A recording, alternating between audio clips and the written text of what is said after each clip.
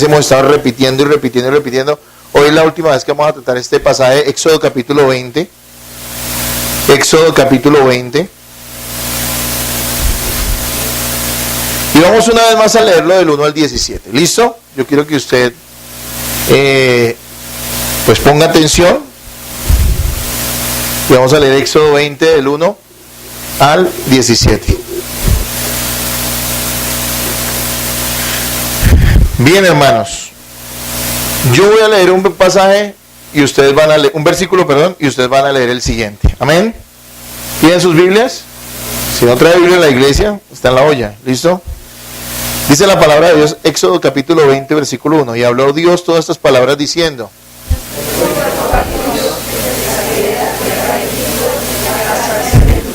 no tendrás dioses ajenos delante de mí.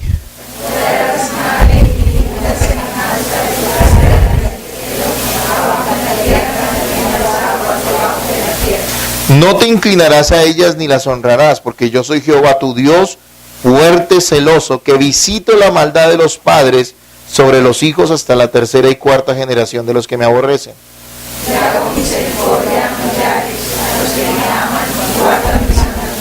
No tomarás el nombre de Jehová tu Dios en vano, porque no dará por inocente Jehová al que tomare su nombre en vano. 6 días trabajarás y harás toda tu obra.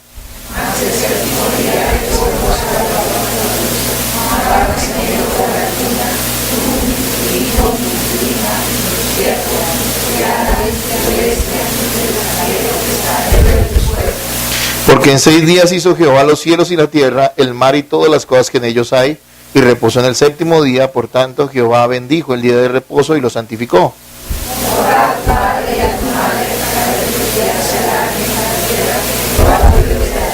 No matarás.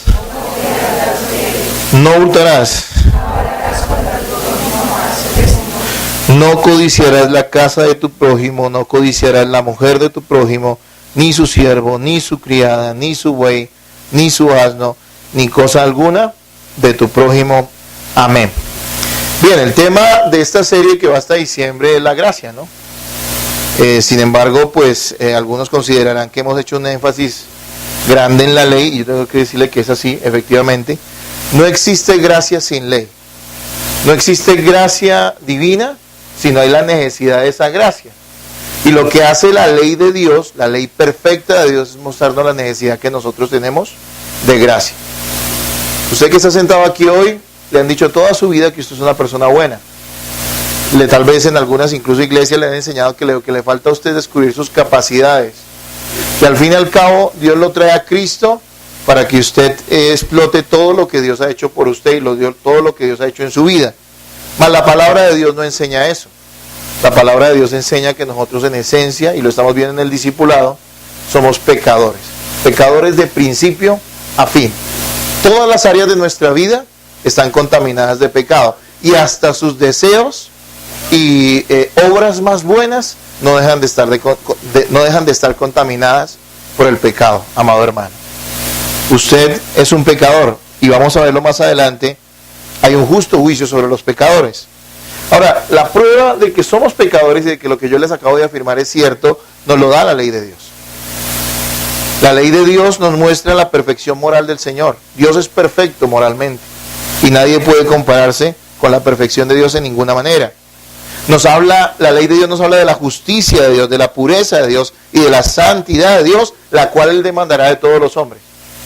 Es decir, la ley cumple un propósito. Primero que todo nos muestra la perfección moral del Señor, nos muestra su justicia, nos muestra su pureza y nos muestra su santidad. Pero la gracia, y gracias a Dios por su gracia, nos muestra el carácter bondadoso, amoroso y misericordioso de Dios, la cual Él brinda a todos los hombres. El título de la enseñanza de hoy es Ley y Gracia, una unidad que demuestra el carácter santo de Dios. Así que nosotros no podemos despreciar la una por la otra.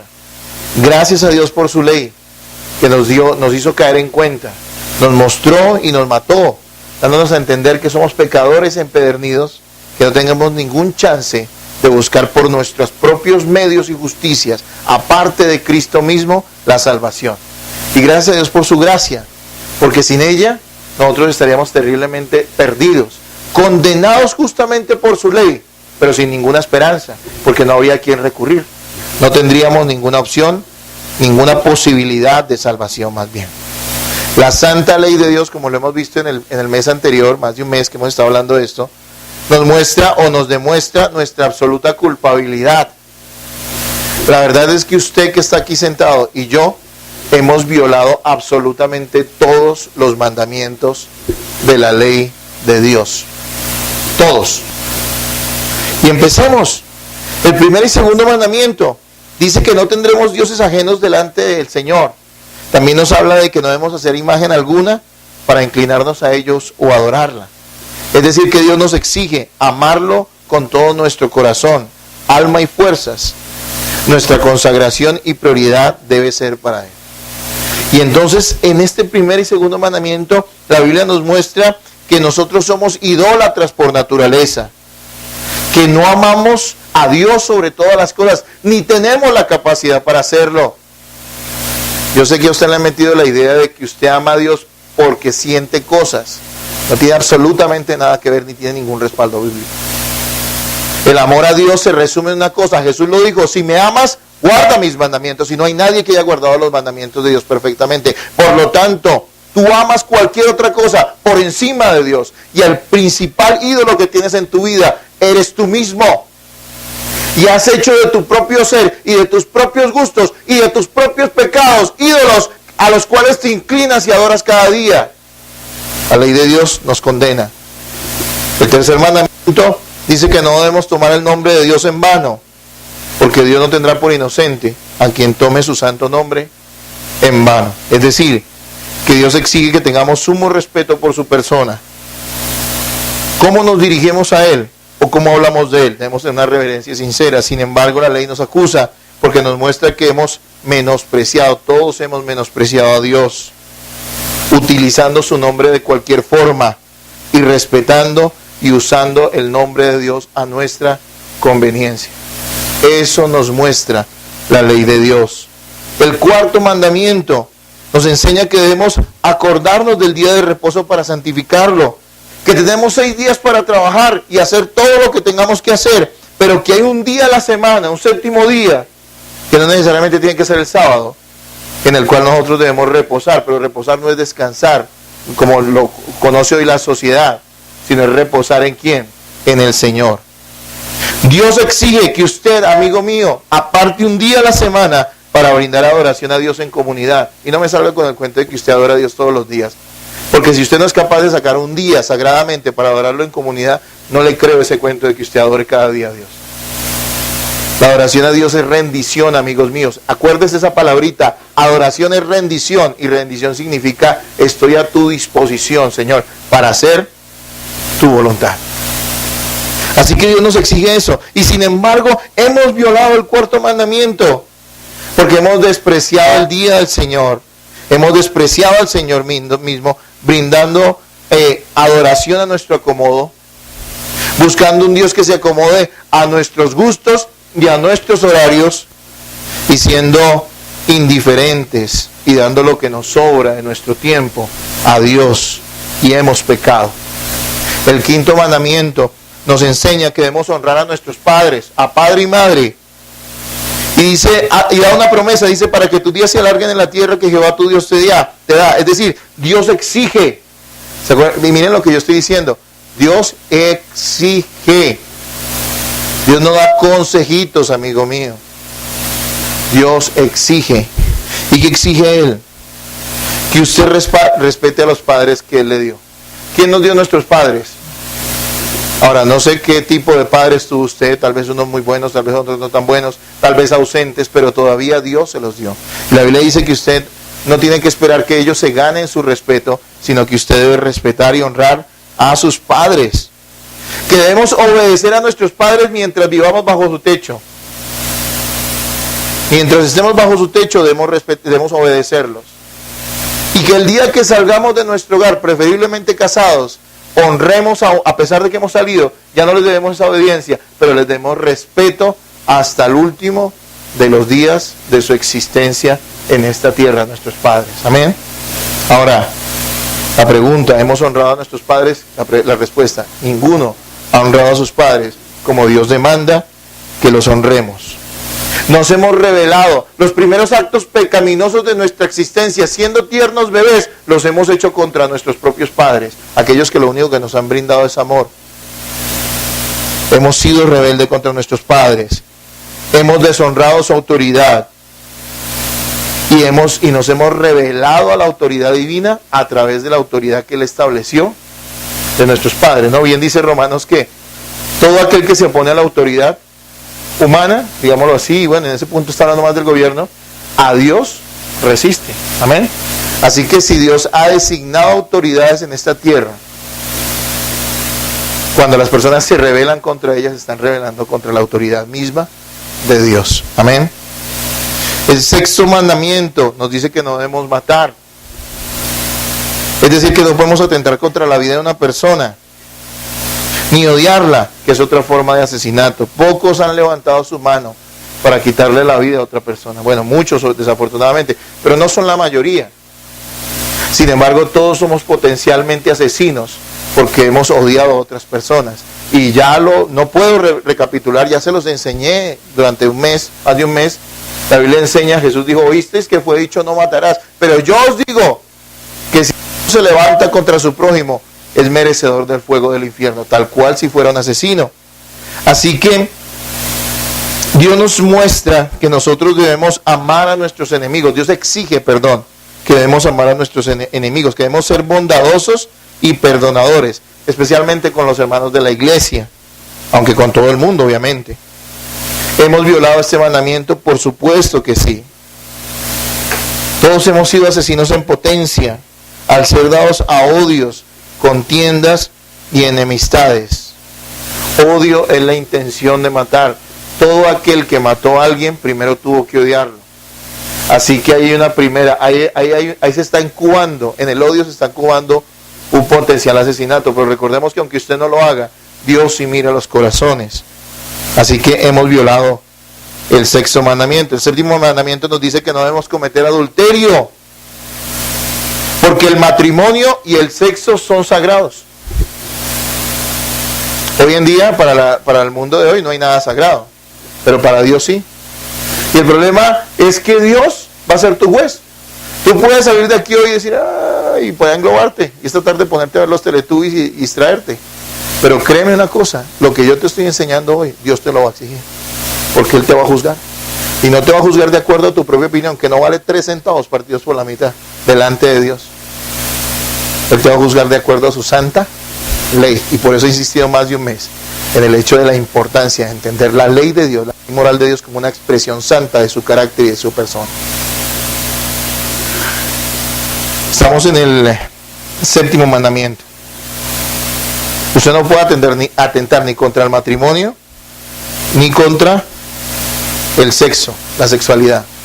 Algunos dirán, ¿un joven que no está casado puede adulterar? Yo digo sí. ¿Por qué? Porque algún día va a estar casado. Es tan sinvergüenza que le es infiel a su esposo y a su esposa antes de conocerlos. Esa es la raza humana.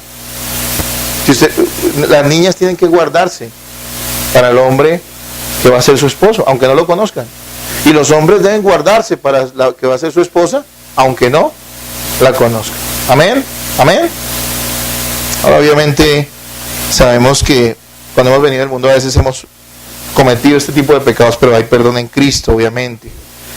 Lo que la Biblia dice que debemos arrepentirnos es que no debemos volver a hacer lo mismo, ¿no? Después de habernos arrepentido. Entonces dice, nos muestra cómo todos hemos cedido a la inmoralidad sexual. Porque se puede pecar en esta área, en este mandato o contra este mandato, a través de los pensamientos. ¿Recuerdan que el Señor nos lo enseñó en Mateo? Decía, oísteis que fue dicho, y otra recapitula, no adulterarás, pero yo os digo que cualquiera que mire a una mujer para codiciarla, que no es su esposa, ya adulteró con ella en el corazón. Y creo que toda la gente de una u otra manera ha cometido ese pecado. Así que todos hemos violado el séptimo mandamiento. Hay inmoralidad sexual de pensamiento o acto. Y recuerden algo, solo es bendecido el sexo dentro del matrimonio. La palabra de Dios dice que a los fornicarios y adúlteros los juzgará Dios. Amén. Octavo mandamiento dice: no hurtarás, es decir, no robar. Quiere decir que no debemos apropiarnos de lo que no nos pertenece, sin importar qué sea eso o cuál sea su valor. Por más ínfimo que sea, si no te pertenece, es pecado. Dios exige que respetemos los bienes ajenos y que obtengamos todo lo que poseamos como fruto de nuestro trabajo. Dios bendice el trabajo. Amén. Pero Dios maldice al que roba. Así que hay muchas formas de robo hoy en día. Y les tengo noticias. Todos, estoy seguro de decir lo siguiente: todos los que estamos aquí hemos sido ladrones. Porque en algún momento de nuestra vida nos hemos apropiado de algo que no nos pertenece, por más mínimo que sea. Y eso es un pecado contra el octavo mandamiento. Dios exige que respetemos los bienes ajenos y que obtengamos todo como fruto de nuestro trabajo, se los dije. Muestra cómo todos hemos sido ladrones, hemos robado de una u otra forma a otras personas. La ley de Dios nos condena. El noveno mandamiento dice: no hablarás contra tu prójimo falso testimonio. Y hace 8 días les hablaba de esto. Les dije que la mentira, toda mentira es pecado, pero calumniar es aún peor. Y el chisme, que a tanta gente le gusta o le parece tan inofensivo, es una especie de calumnia, porque no existe un chisme que sea completamente fiel a la verdad. Y aunque las cosas fueran reales, hay cosas que a otros no les debe interesar. En la iglesia, ¿cómo se deben manejar las cosas? Si tú ves una actitud necia, pecaminosa de tu hermano, tú tienes que ir primero que todo a él y decirle las cosas con amor y respeto, pero decírselas. Si este hermano no entiende las cosas o no se arrepiente, tú debes recurrir al pastorado, tú debes recurrir a los hermanos, a los ancianos de la iglesia, para que ellos también tomen medidas. Porque en la iglesia nosotros nos cuidamos, amén. Y el propósito principal de nosotros como cristianos es que, pues, ser como Cristo. Y resulta que eso no lo podemos hacer solos. Necesitamos de una comunidad que nos ayude. Por eso Dios estableció congregaciones y estableció pastores, para que todos seamos formados en esa verdad. Cuando el pastor te corrija, no lo tomes como algo malo. Yo sé que hay pastores que no lo saben hacer. Yo sé que hay pastores que son movidos por otros intereses. Hay pastores que hablan con las personas para dañarlas. Pero un pastor bíblico, un pastor de Dios verdaderamente, siempre te va a hablar, incluso te puede hablar de una manera clara y fuerte, pero siempre lo va a hacer para tu edificación, para que tú no sigas en el pecado, para que tú corrijas tu vida. Sin embargo, Dios exige que hablemos siempre con la verdad, que no engañemos ni mintamos, que no dañemos la honra de otros y que seamos objetivos al juzgar. Mire, la Biblia no está impidiéndonos que juzguemos, ¿sí? Porque paradójicamente lo que mucha gente busca, en lo que busca mucha gente escudarse, no entienden que dentro del mismo evangelio donde dice que no debemos juzgar, también dice que debemos discernir, y discernir no es otra cosa que juzgar. Es decir, saber diferenciar de acuerdo a las escrituras qué es bueno y qué es malo. Así de sencillo. Así que no podemos tampoco limitarnos en eso, pero sí tenemos que ser objetivos. ¿Se acuerdan que yo les dije que era ser objetivo? Y cuando hablemos de algo, de alguien, tenemos que decir las cosas tal cual son, desprovista de apasionamientos personales o de intereses personales, y no añadirle ni quitarle nada. Es difícil. Pero hay que hacerlo, si es que vamos a hablar. Y si no, mejor no digamos nada. ¿Me hago entender, hermanos? La mentira es pecado. Y les tengo que decir algo a todos ustedes. Ustedes son unos mentirosos. Yo también lo he sido. No es que esté buscando decir la mentira ahorita que estoy en Cristo, obviamente no, ni ustedes tampoco. Pero todos desde pequeños. ¿Cuáles son los primeros pecados que comete un niño? Rebelarse contra sus padres y mentir. Está tan metido dentro de nuestros genes que la mentira es parte de nuestra existencia. Y estoy seguro que mucha gente no concibe la vida sin mentiras. Yo me pregunto, ¿será que alguna persona en nuestra sociedad, y hablo en el mundo completo, ha llegado a una posición de poder, política o de liderazgo en cualquier área sin mentir? ¿Es posible que sea así? Y la respuesta sería no. Aún el político más puro, eso es una utopía, eso no existe. Ha tenido que valerse de la mentira para llegar a la posición en la que está. Y si es honesto, no llega. ¿Sí me van a entender, hermanos? Entonces la sociedad nuestra está marcada por la mentira. Por lo tanto, todos los hombres han violado el 9º mandamiento. Y el 10º mandamiento, no codiciarás. Y codiciar es desear lo que no nos pertenece. Eso es pecado y la raíz de todos los demás pecados. ¿Dónde empieza a cuajarse cualquier tipo de pecado? En la codicia. Aquel que tuvo un pecado sexual con alguien, primero que todo lo codició en su corazón. Yo les decía que codiciar no es desear algo, algo como lo que tiene otra persona, pero sí es desear lo que tiene otra persona. ¿Sí me va a entender? Si un muchacho ve que un hombre de Dios casado, una persona casada, dice yo quiero un esposo o una esposa como el que tiene ese hermano o esa hermana porque es una persona de Dios, eso no es pecado. Pero si usted dice yo quiero el que tiene, pues eso sí es pecado. ¿Y qué pecado tan grave? ¿Sí me entiende? Esa es la codicia de la cual la Biblia dice que debemos cuidarnos. Ahora, todos ustedes y yo hemos sido codiciosos y es grave. La Biblia dice que Dios exige que no codiciemos nada de lo que no nos pertenece, que respetemos aún mentalmente lo que otros poseen, y muestra cómo hemos sido ladrones, adúlteros, asesinos, suplantadores, y lo hemos hecho en nuestro corazón, aún sin haberlo hecho. Hemos cometido todos estos pecados en nuestra mente y en nuestro corazón. Amén, hermanos. Vamos a Romanos capítulo 3. ¿Sí me escuchan o le subimos un poquito por la lluvia? Ah, bueno. Romanos capítulo 3.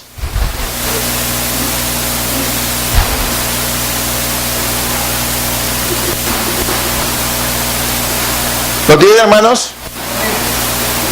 Vamos a leerlo. Dice desde el 9 hasta el 18. Dice, ¿qué pues? ¿Somos mejores que ellos? ¿Somos nosotros mejores que ellos? En ninguna manera.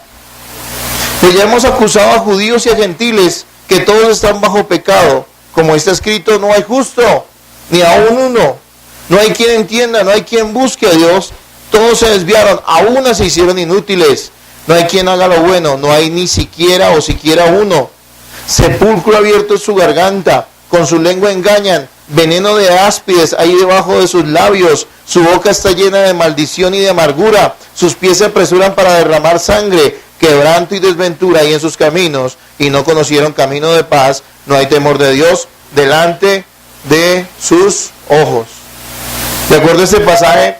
¿Y si ven cómo este pasaje adquiere sentido cuando no entiende la ley de Dios? Dices, ¿cómo que no hay nadie que busque a Dios si el mundo está lleno de religiones? Pues es que ellos no buscan el Dios de la ley moral, no buscan el Dios de la Biblia, sino ellos están buscando el Dios que se han inventado. Muchas iglesias, incluyendo evangélicas, tienen un Dios imaginario. No es el Dios de la Biblia.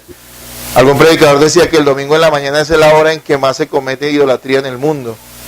Donde las iglesias se reúnen no a adorar a veces, en muchas ocasiones, al Dios verdadero, sino al Dios que ellos mismos se han inventado. Pero el Dios de la Biblia nos muestra, como lo acabamos de leer, que toda la raza humana es pecadora y que toda la raza humana está bajo condenación.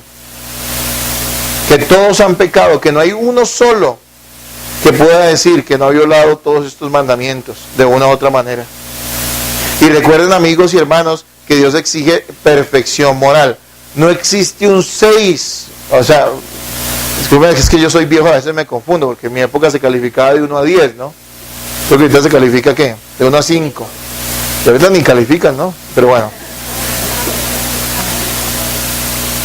No existe ¿con cuánto se pasa de 1 a 5? Bueno, digamos 3. No existe el 3.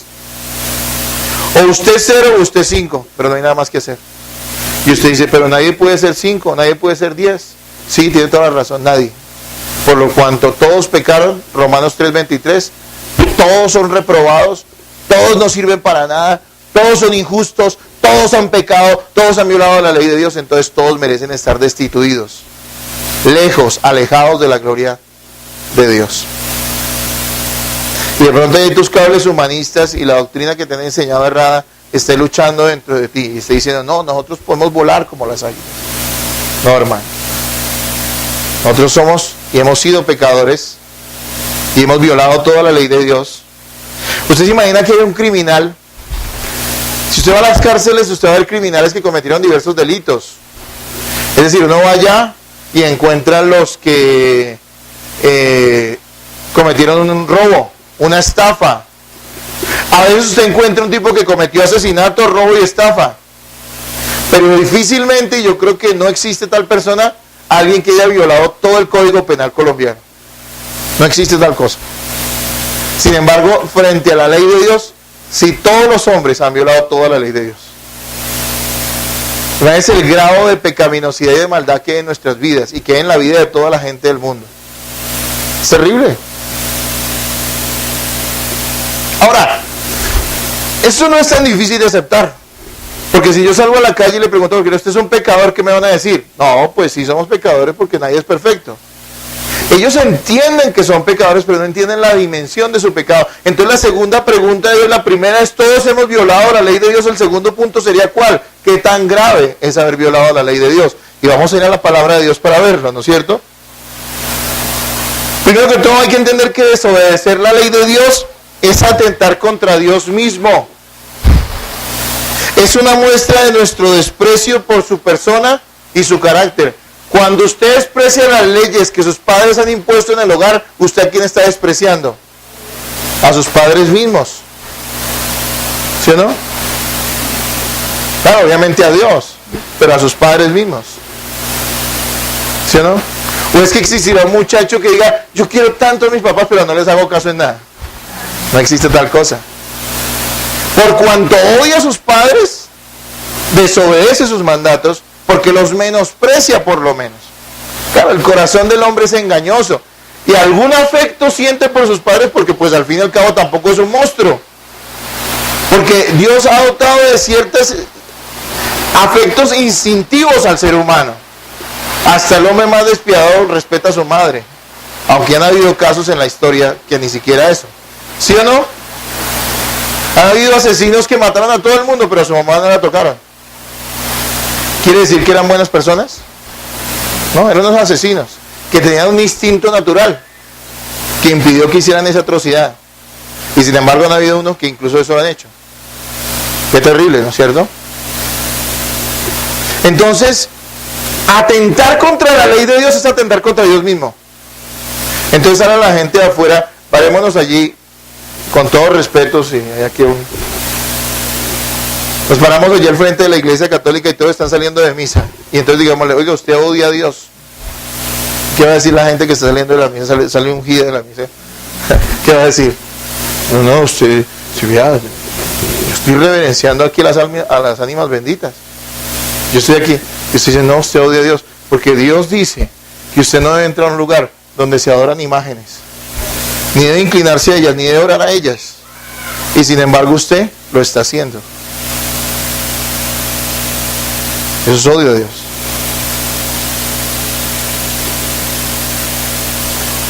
Hoy les pregunto, ¿habrá un hijo que pueda decir, yo desobedezco en todo a mis padres, pero sin embargo, ¿cómo los quiero?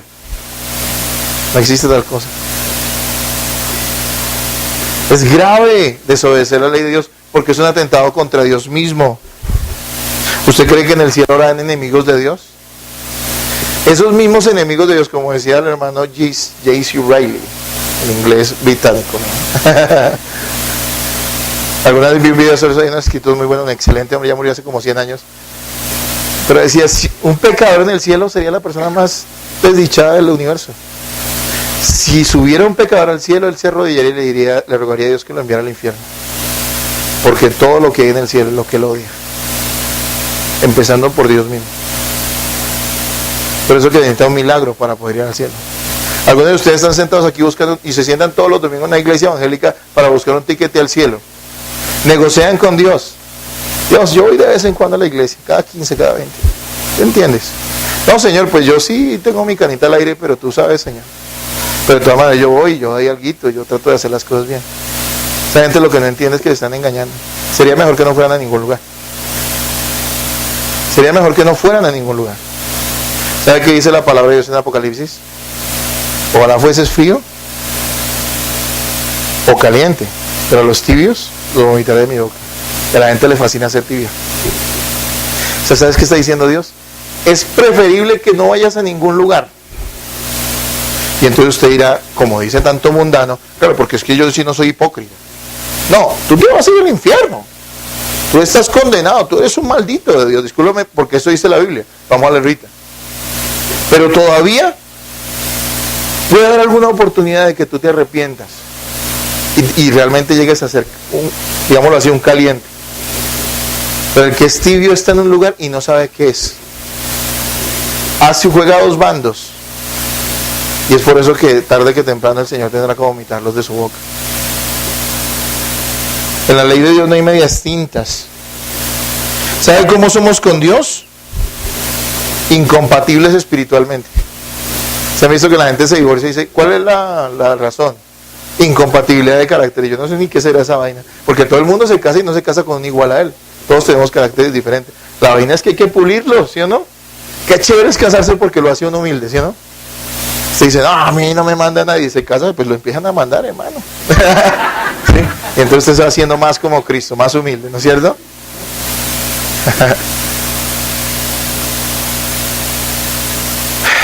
Incompatibilidad espiritual quiere decir que usted ama lo que Dios odia y que usted odia lo que Dios ama. Y ese gusto que tenemos, prendemos el televisor y vemos a una mujer vestida en bikini. Y usted dice, uy, ¿cómo será un beso de esa mujer? Y eso se ve tan inocente, eso demuestra nuestra impureza espiritual. Y Dios es completamente puro. ¿Sí ves? El solo deseo ya está demostrando que nosotros somos completos. Cuando tú tienes cosas contra otras personas, muestra lo bajo que tú eres espiritualmente, lo pecaminoso y lo puro que es el Dios Santo. Por eso nosotros somos completamente incompatibles con Dios. Santiago 2, 10 al 11, por favor. Santiago capítulo 2, versículos 10 al 11.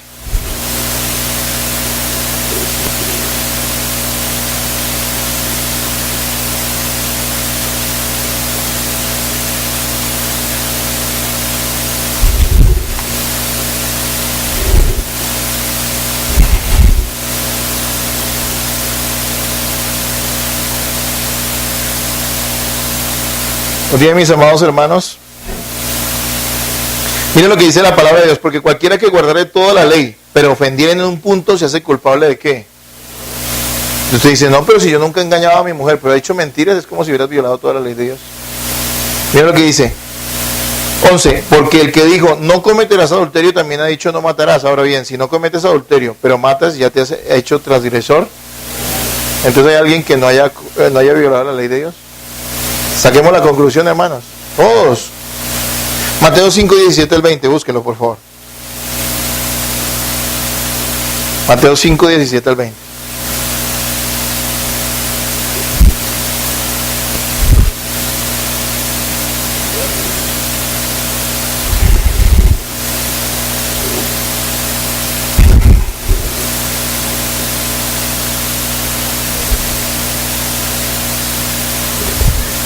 Vaya cogiendo todo esto, amado hermano, en su corazón, por favor. ¿Lo tienen? Léanlo ustedes, que me gusta cómo suena ese coro. 1, 2, 3.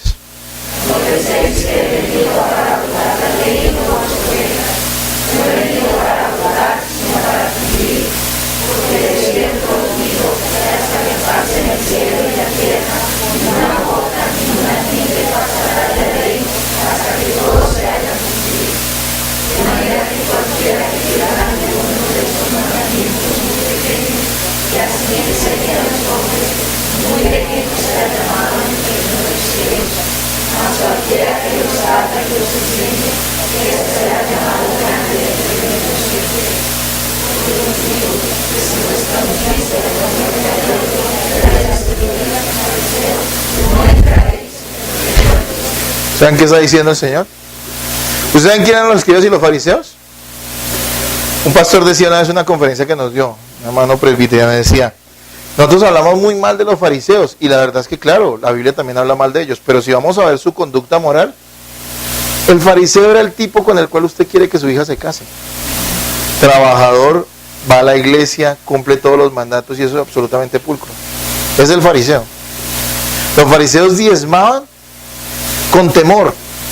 En esa época no era tanto dinero con tantos insonantes, sino digamos bultos, digamos de grano. Ellos contaban granito por granito de un bulto, para no llegar a desviarse de ese 10%, ni un poquito ni nada. O sea, eran supremamente pulcros en eso. Eran completamente... Cuando el Señor les dice, primero que todo, les está diciendo, yo no vine a robar nada, no piensen. Yo vine a cumplir.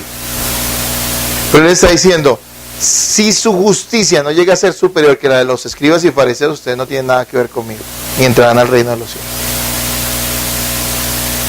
Y entonces la gente de esa época decía, ¡wow! Es imposible.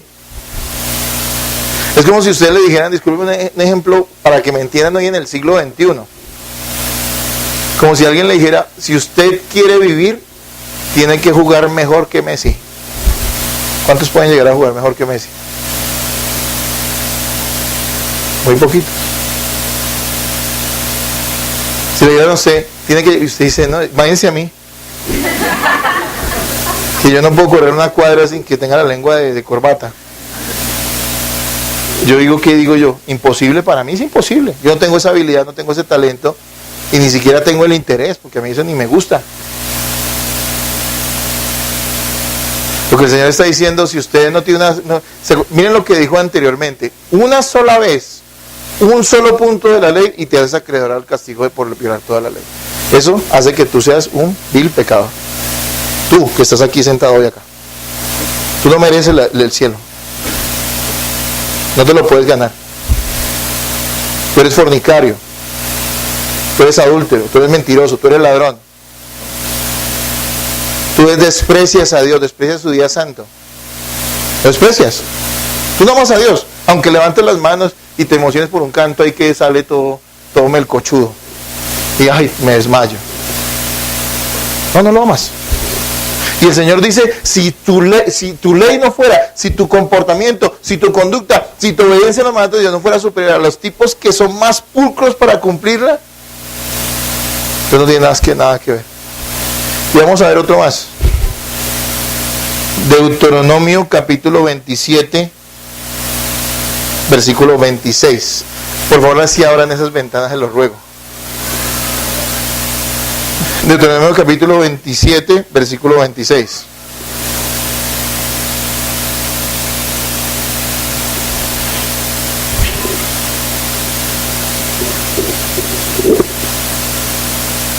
¿Lo tienen, hermanos? Yo quiero que todos ustedes lo lean. Deuteronomio capítulo 27, versículo 26. Léanlo, por favor.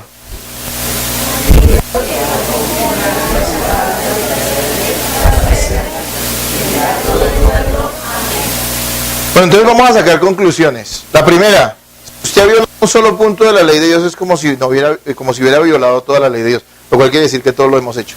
Número 2, el Señor dice, si ustedes no llegan a cumplir la ley de la manera más pulcra, de una manera superior a la gente más pulcra que hay en el mundo de cumplir la ley, entonces no tienen parte con eso. Tercera, condena, y dice, maldito todo aquel que no confirme, o sea, es decir, que no cumpla, que no haga toda esta ley. Confirmémoslo nuevamente. Gálatas, vamos a Gálatas 3:10, por favor. Vamos, trabajo la Biblia. Usted a esta iglesia sí le hago, a muchos que van y dicen, no llevo la Biblia porque solamente lo hace una vez. Que lo vamos a usar siempre, ¿listo? Gálatas 3:10, ¿qué dice?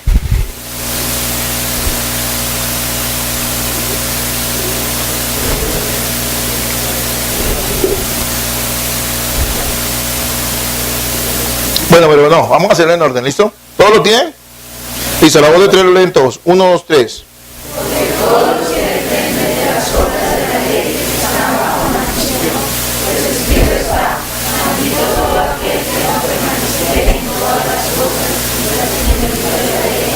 ¿Sí es que toma Deuteronomio y lo usa en el Nuevo Testamento? O sea que todo aquel que no haya cumplido perfectamente la ley que dice la palabra de Dios, ¿qué es? Si es porque no es bueno decirle a la gente que inconversa que ellos son bendecidos, porque usted les está mintiendo. Lo está diciendo la palabra de Dios. Es un maldito. ¿Qué significa ser un maldito? Estar completamente... Tener a Dios en contra, se los voy a decir de otra manera. La más sencilla. Tener a Dios, no es que Dios sea indiferente, es que Dios está en contra de ellos.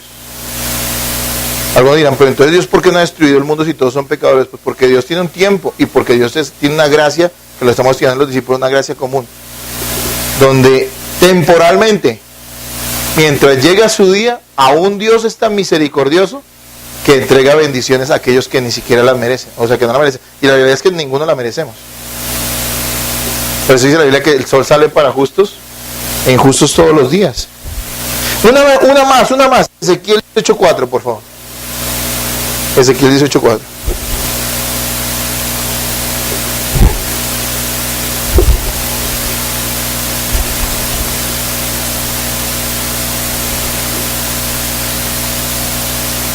¿Lo tienen, amados hermanos? Léanlo, por favor, a la cuenta de 3. Ezequiel 18:4. 1, 2, 3.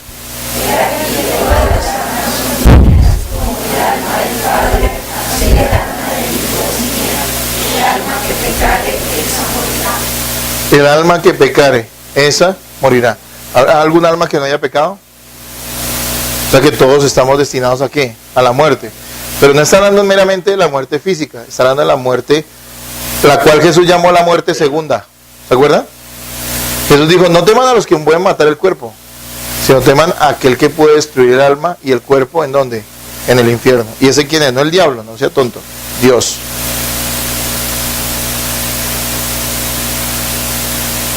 ¿Qué tan grave es desobedecer la ley de Dios? Y todos han desobedecido la ley de Dios.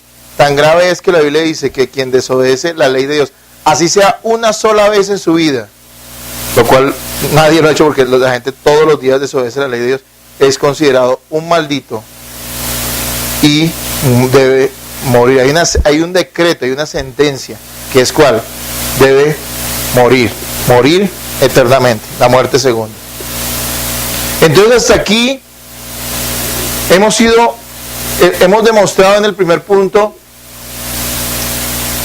que la ley de Dios ha sido violada por nosotros en cada uno de sus puntos, y ampliamente, con creces hemos violado la ley de Dios. En el segundo punto hemos visto lo grave que es desobedecer la ley de Dios, que indica que Dios no tiene por inocente al culpable y que todos somos culpables y que todos merecemos maldición y muerte. Eso dice la Escritura.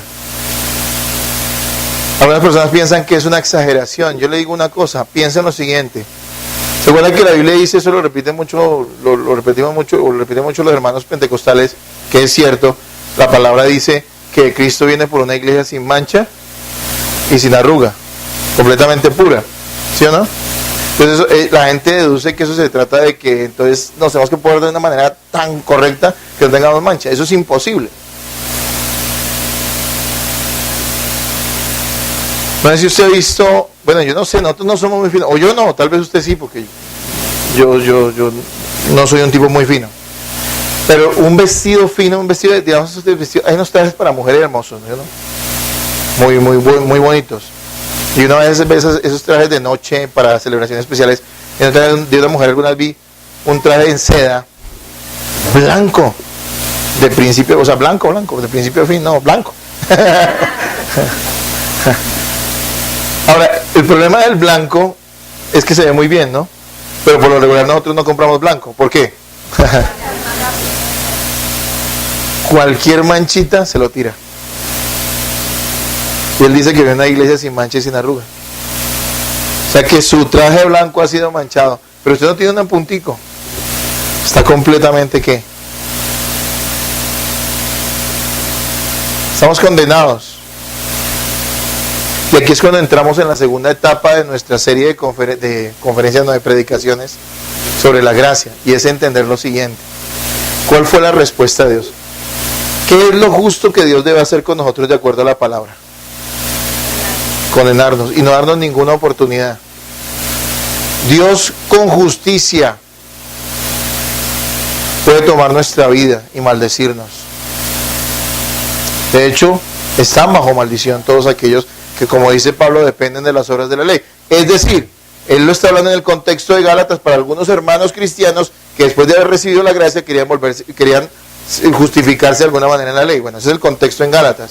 Pero en general, pues yo creo que toda la gente que está en el mundo vive bajo las obras de la ley, porque ellos tratan de justificarse delante de Dios abrogando o argumentando ciertas obras buenas en su vida. Y Pablo nos demuestra que eso no tiene ningún valor. Porque si tú has guardado toda la ley de Dios, lo cual nadie lo ha hecho, pero violaste un solo punto, es como si hubieras violado todos los puntos, todos los mandatos de la ley de Dios.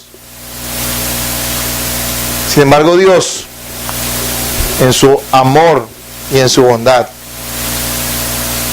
decidió no dar a sus escogidos justicia de esa manera, aunque dio justicia en Cristo para los escogidos, sino está ofreciendo gracia.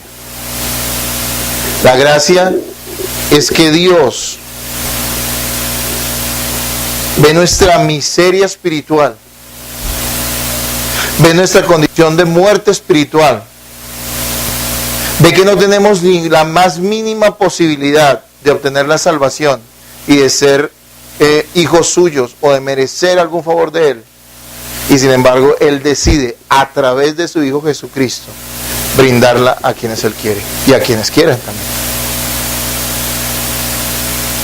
Esa es la gracia de Dios.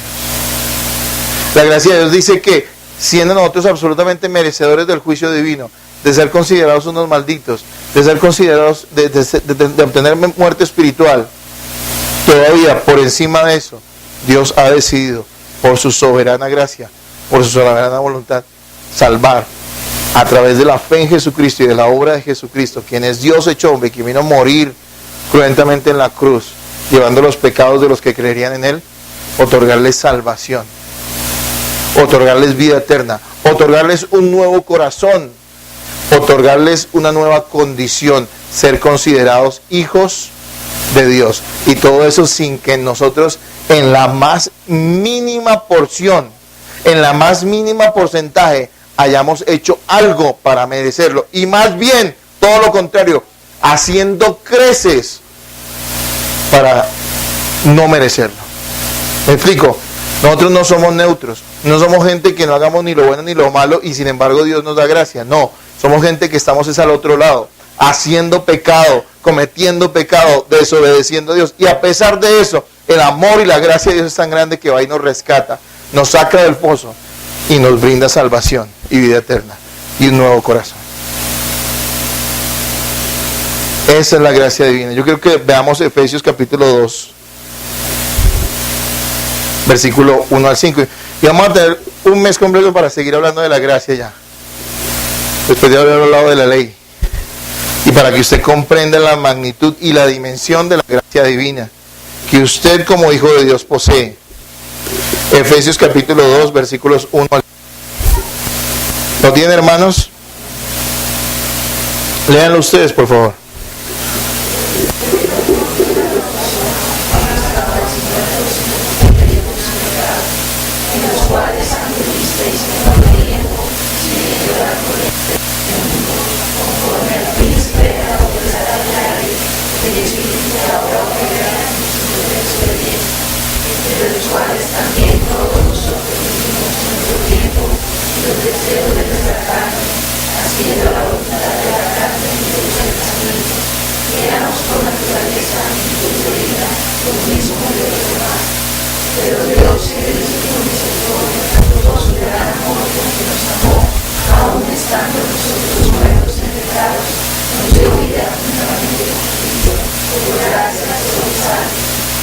¿Ustedes alcanzan a entender la magnitud de este pasaje? ¿Sabe qué está diciendo allí? Que nosotros estamos haciendo todo lo posible para que Dios no nos salvara. Nosotros estábamos echándole gasolina al fuego en nuestra vida. Nosotros no éramos, Dios no salva a gente que lo está buscando porque nadie lo busca. Dios está salvando a gente que Él ha decidido salvar porque nadie ha querido aceptar su llamado de salvación. Mire lo que dice, Él les dio vida a ustedes ¿cuándo? Cuando estaban orando, cuando estaban tratando de ir a la iglesia, cuando estaban tratando de portarse mejor. Dios nos dio vida cuando eso. ¿Sí entiende lo que está diciendo? Póngale el sentido de lo que está diciendo el pasaje. Él nos dio vida cuando eso no. Dice, Él nos dio vida cuando ¿qué? Cuando usted estaba muerto. Hoy día los muertos están podridos, los muertos huelen feo. Cuando estábamos muertos ¿en qué? En delitos y pecados. Y nos dio vida, dice la palabra. Cuando andábamos, bueno, él habla en pasado porque le está hablando a creyentes, obviamente, dice, si, cuando estábamos nosotros siguiendo la corriente de este mundo. No estábamos siguiendo a Dios, estábamos siguiendo la corriente de este mundo. Que ahora ya no hay ningún problema con que alguien sea homosexual.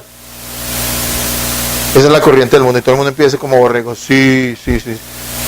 Estamos siguiendo esa corriente y no siguiendo a Dios, que dice todo lo contrario. Estábamos haciendo nuestra mentalidad, lo que les he dicho en las enseñanzas pasadas, es una mentalidad televisiva. La cultura no es una cultura televisiva. Lo que nos dice la televisión, lo que nos dice en internet, lo que nos dicen los medios, lo que nos dicen nuestros profesores, que también son gente impía, a pesar de que hacen una buena labor, pero son gente que no tiene a Dios. Esa es la manera, esos fueron los que formaron nuestra manera de pensar. Estábamos siguiendo esa corriente. Y bueno, muchos de los que están aquí siguen en esa corriente. Porque aunque estén sentados aquí hoy, ustedes no son salvos. Aunque hayan ido años a una iglesia. Tienen que evaluar esto en su vida. Mira lo que dice. Conforme, usted sabe, dice, nos salvó, nos dio vida cuando estábamos siguiendo a Jesucristo. No, dice, conforme al príncipe de la potestad del aire.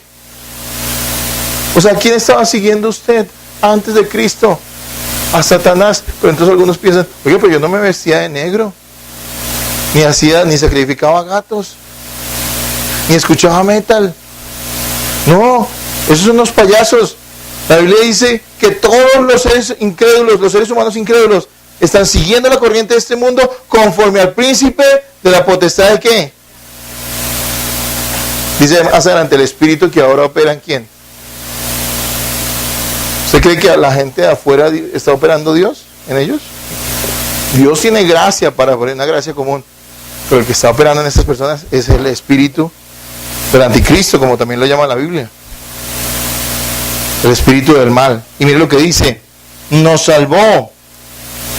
Dice, en los cuales nosotros vivíamos en otro tiempo. Cuando Dios nos salvó a usted cuando usted estaba anhelando las cosas puras y sinceras del Espíritu Santo. Cuando usted estaba andando en ¿qué? En los deseos de su carne. ¿Usted qué voluntad hacía? ¿Dios lo salvó cuando usted estaba haciendo la voluntad de Dios? Cuando estaba haciendo la voluntad de su propia carne. Y se acuerdan que esta mañana en el discipulado decíamos a ese pasaje que dice que los designios de la carne son ¿qué? Enemistad contra Dios. Y mire lo que dice después. Y éramos por naturaleza ¿qué? ¿Hijos de Dios? ¿Qué dice ahí? Éramos por naturaleza hijos, o nos dicen desobedientes, hijos de ira. ¿Y esa ira cuál ira es? La ira de Dios. Lo mismo que todos los demás. Y hay un predicador que es muy bueno, se llama Subel Michelin, lo recomiendo que lo lean. Él siempre dice lo siguiente: gracias a Dios por los peros de la Biblia. Porque cuando nos la muestra más negra, siempre hay un pero. Y dice, pero, si no hubiera esos peros, como decía Pablo, hagamos lo que queramos porque no hay esperanza, comamos y bebamos, que mañana moriremos porque no hay esperanza. Pero, mira lo que dice la palabra de Dios. Dice, pero Dios, que es rico en misericordia, por su gran amor con que nos amó, aún estando muertos en pecado. ¿Usted entiende lo que está diciendo ahí? No dice que usted estaba vivo, o que usted estaba buscando a Dios, o que usted tenía fe para creer en Dios. No dice eso. Dice que estando todavía muerto. Mire, si usted va a un cementerio y encuentra 20 cadáveres tirados en el suelo, y le dicen escoja uno, ¿usted en base a qué escogería de esos 20 cadáveres que están en descomposición? ¿En base a qué? Si le dijeran tiene que escoger uno, ¿usted qué diría? ¿Usted en base a qué escogería?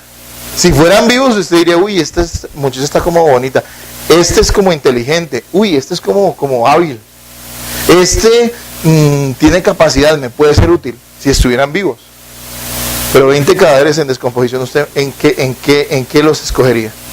Pues, ¿en base a qué disco los escogería? A nada. Si todos están igual de feos. Todos son igualmente desagradables. Y dice la palabra de Dios. Dice la palabra de Dios. Pero Dios, que es rico en misericordia, por su gran amor con que nos amó, aún estando nosotros muertos en pecado, nos dio vida juntamente por Cristo, con Cristo. Y ahí sí entra, por gracia sois salvos. Ahora sí entienden. Y bueno, hay que entender mucho más. Para eso vamos a tener un mes.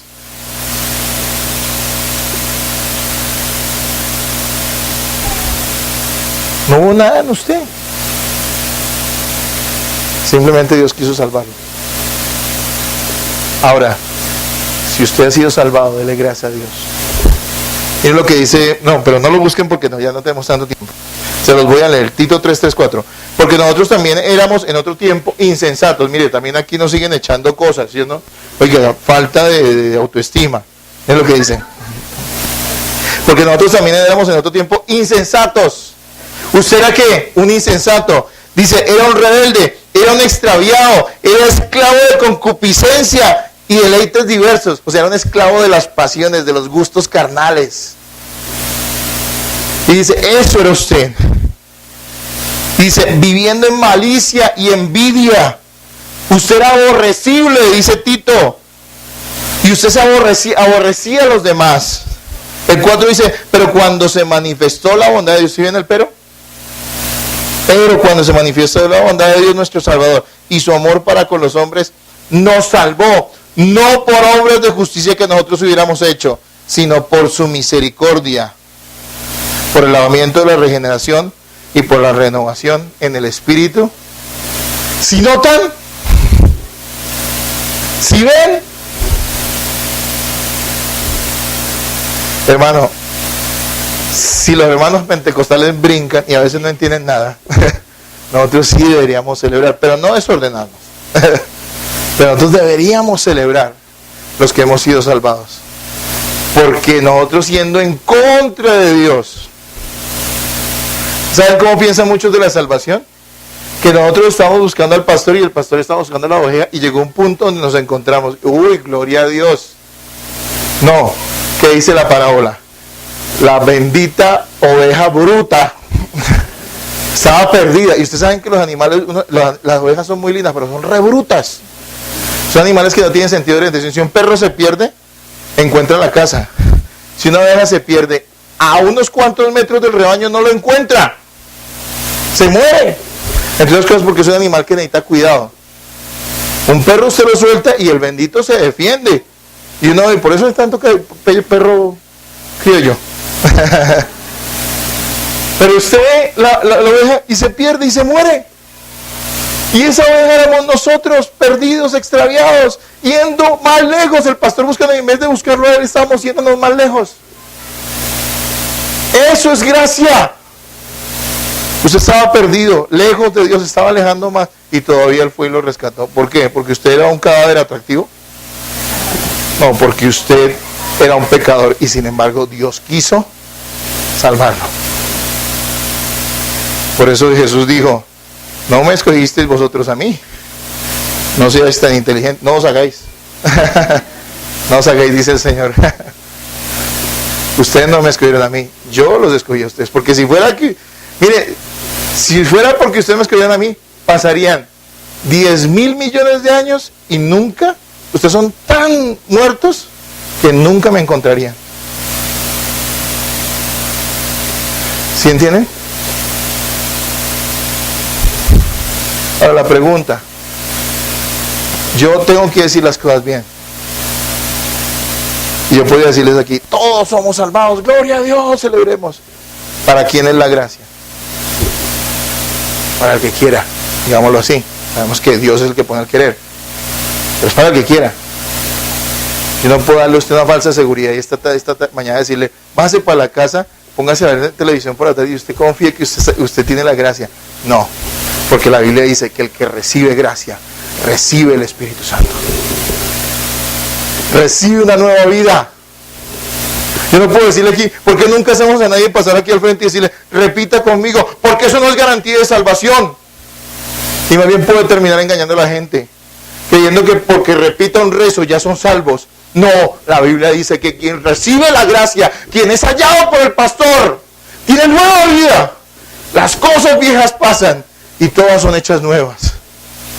Las iglesias evangélicas están llenas de ovejas perdidas, a las cuales el pastor no ha hallado, pero que sin embargo algún pastor fraudulento las metió. Dios es suficiente para salvar. Y hoy tú que estás sentado acá, aunque lleves tiempo en esta iglesia, tal vez seas esa oveja perdida, ese muerto espiritual, esa persona indiferente ante Dios. Y yo quiero que leamos un pasaje de la Escritura. Ezequiel capítulo 36, versículos 25 al 27.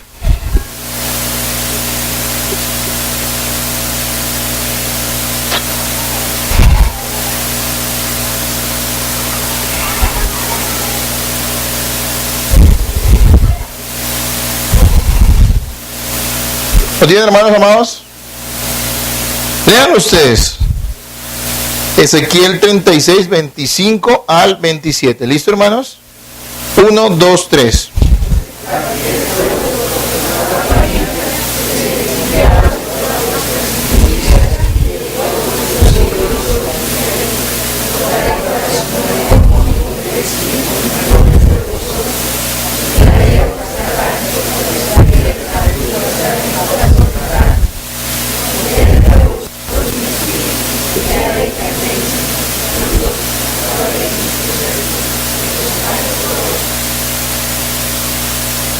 Hay personas que enseñan mal el tema de la gracia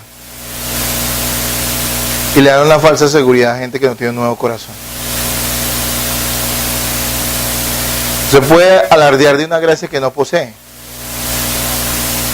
Porque la Biblia, en lo que acabamos de leer, dice algo muy puntual, y es que quien recibe la gracia de Dios recibe nueva vida.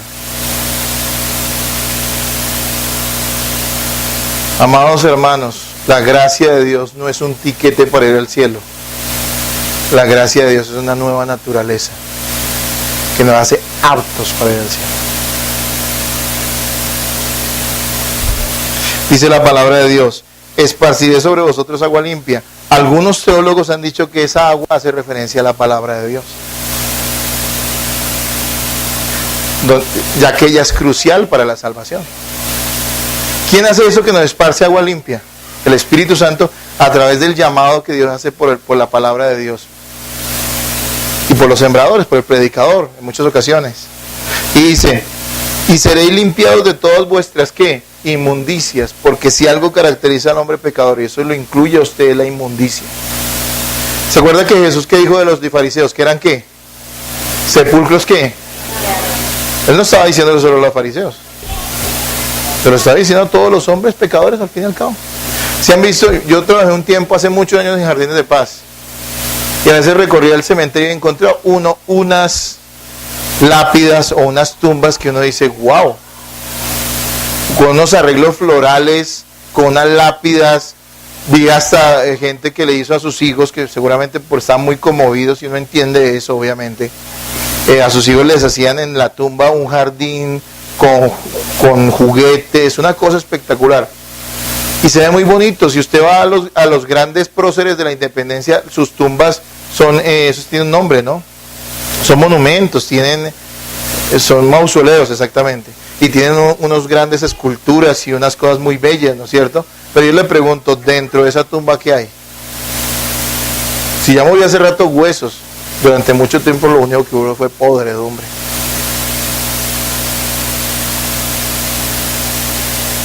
Nosotros podemos arreglarnos muy bien y estar muy lindos y echarnos el mejor perfume que tengamos.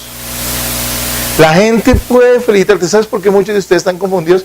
Porque ustedes dicen, oiga, pero eso dice en la Biblia y mi mamita siempre me dijo que yo era un buen hijo. Pues su mamita le va a decir lo que quiera. Ella es otra pecadora igual que usted. Y en el país de los ciegos, el tuerto es rey. Ahora quiere mucho a su mamá. Sus amigos del colegio, sus amigotes de la universidad, sus compañeros de trabajo, ¿qué van a decir de usted? Pues entre otras cosas, por ellos ni siquiera lo pueden juzgar a usted porque ellos son peores que usted. Pero es que el que lo va a juzgar a usted no es ni su mamá, ni su papá, ni su amigo y ni siquiera su pastor. Quien lo va a juzgar a usted es Dios. Y Él siempre juzga con justicia. Los juicios de los hombres siempre son sesgados. Me pregunto una cosa, ¿será que una mamá puede juzgar coherentemente a su hijo? Hay mamás que son muy sensatas y hasta dicen, este muchacho se está portando mal. Pero de ahí para allá ya no hacen nada más. Porque hay un vínculo afectivo, ¿sí o no? Pero es Dios quien nos juzgará. Y mira lo que dice la palabra de Dios. Y de todos vuestros ídolos os limpiaré. Y todos los... ¿Se acuerda que la ley de Dios nos muestra que somos ¿qué? Idólatras? Y mira lo que dice el 26. Os daré corazón ¿qué? Nuevo. Y pondré espíritu nuevo entre vosotros. El espíritu es con E pequeña. Quiere decir que es el espíritu nuestro. Es un espíritu renovado. Un nuevo espíritu. Dentro de vosotros. Y quitaré de vuestra carne el corazón ¿de qué? De piedra. Se dice, no, pastor, usted no puede decir que esa persona tenga el corazón de piedra, porque eso se conmueve hasta viendo telenovelas. Y llora. No se refiere a eso. Es un corazón de piedra para con quien no debería tenerlo, para con Dios. Por eso no les gusta orar, por eso no les gusta la palabra, por eso no les gusta la iglesia. Por eso son conflictivos, por eso no les gusta nada que tenga que ver con Dios, porque tienen un corazón de piedra, están muertos espiritualmente. Pero dice que nos dará un corazón de carne, es un corazón sensible. ¿Para con quién? Hay gente que es sensible con todo el mundo, menos con Dios. Hay gente que se dedica a recoger huérfanos de la calle, es muy bueno, hay que aplaudir eso, pero son incrédulos. Es decir, tiene un corazón muy tierno para los niños, pero tiene un corazón de piedra para con Dios. Eso los hace más pecadores que cualquier otra cosa. Porque la Biblia dice que debemos amar a Dios sobre todas las cosas. Y mire lo que dice el 27. Y pondré dentro de vosotros mi espíritu, y haré que andéis en mis estatutos, y guardéis mis preceptos, y los pongáis por obra. Dios, ¿para qué nos salva? Para que brinquemos, para que saltemos, para que seamos prósperos. Dios nos salva para que nos sintamos bien los enemigos y hagamos de nuestras iglesias clubes sociales. Para que conquistemos las naciones como Pinky Cerebro. Dios nos salvó ¿para qué? Lo dice la palabra de Dios.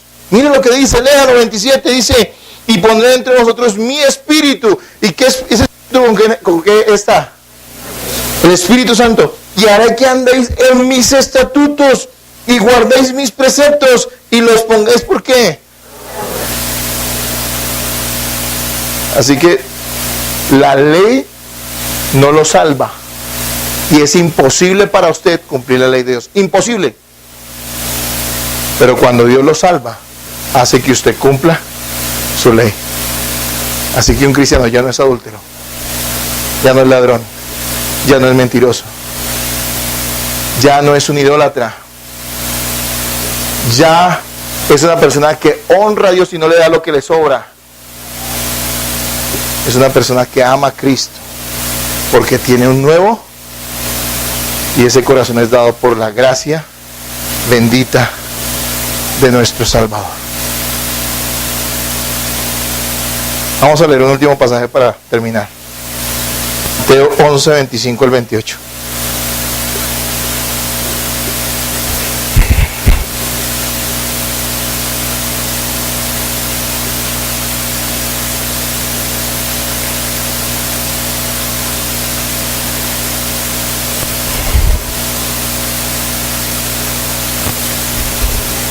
¿Lo tienen mis hermanos? Yo lo leo. Mateo 11, 25, 28 dice: en aquel tiempo respondiendo Jesús dijo: te alabo, Padre, Señor del cielo y de la tierra, porque escondiste esas cosas de los sabios y de los entendidos. ¿Sí nota lo que está diciendo el Señor? Lo escondió de los sabios y de los entendidos y lo revelaste a los niños. Sí, Padre, porque así te agrada. Esos niños no son infantes, sino personas que Él ha llamado. Mire lo que dice 27. Todas las cosas me fueron entregadas por mi Padre, y nadie conoce al Hijo sino el Padre, ni al Padre conoce a alguno sino el Hijo, y aquel a quien el Hijo lo quiera, ¿qué? A quien Él lo quiera. Y mire lo que dice el 28. Venid a mí todos los que estáis trabajados y cargados, y yo os haré descansar. Oiga, hermano, después de que yo le he enseñado esto, le hemos mostrado por la palabra de Dios que usted es un vil pecador, que merece el infierno. Usted es un ladrón, un hipócrita, un adúltero, un mentiroso. Usted hoy puede sentir la carga de su pecado sobre su vida. Usted puede sentirse agobiado por la maldad de su corazón. Tengo que decirle algo. Jesús dice a esos: vengan a mí, todos los trabajados y cargados, que yo os haré descansar. Es la invitación que está abierta. Cuando Jesús habla de que trabajados y cargados, no está diciendo gente que tenga problemas. Está hablando de gente que está agobiada y cansada de cargar su propio peso del pecado encima, de ser malos, de ser sinvergüenzas, de ser vagos, de ser idólatras, de amar todas las cosas menos a Dios y las cosas de Dios. Esa gente hoy puede venir y recibir gracia.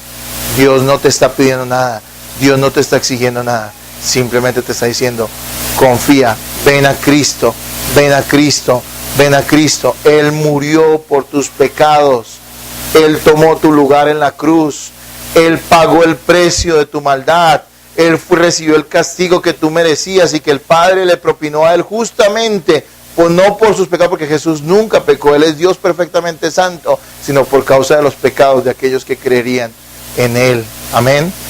Y yo espero que tú seas uno de esos que creen en Él.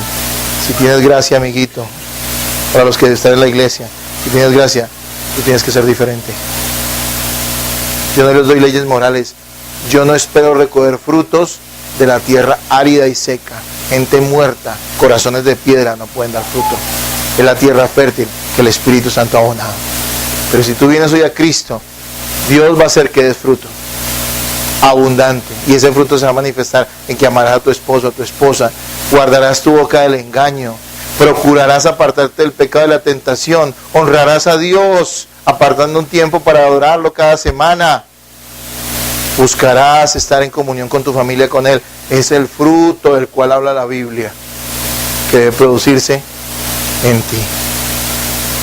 Y si tú en esta hora puedes reconocer que eres un vil pecador, te tengo buenas noticias. Eso no es malo, eso es bueno, porque Dios quiere salvarte y porque Dios te trajo hasta aquí para que escucharas este mensaje y sepas que en Cristo y solo en Cristo hay salvación y que Él la puede brindar gratis, sin exigirte nada, simplemente que confíes en Él y solo en Él. Cerremos nuestros ojos. Padre Santo y Dios bueno, soy inmensamente agradecido por esta preciosa oportunidad que nos has dado.